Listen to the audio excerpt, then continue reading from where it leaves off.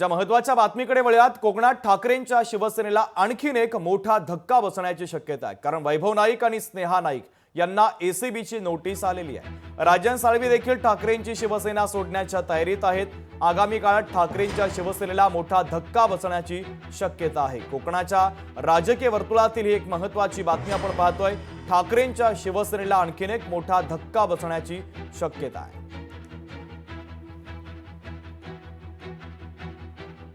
जनसामान्यामध्ये ज्या पद्धतीने तुम्हाला लोकांनी निवडून दिलं, त्या लोकांना निवडून दिलेल्याचं तुम्ही काम केलं पाहिजे। आज एखाद्या पक्षामध्ये आपण गद्दारी केली म्हणून दुसऱ्या वेळेला सुद्धा गद्दारी करण्यासाठी दबाव आणणं, प्रवृत्त करणं, यामध्ये काही जनतेचं हित नाही।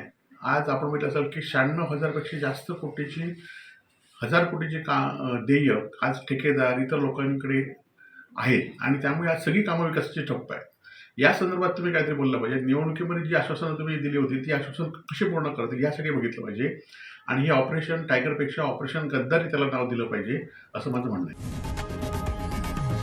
लोकशाही मराठी ऐका, पहा, जागरूक रहा।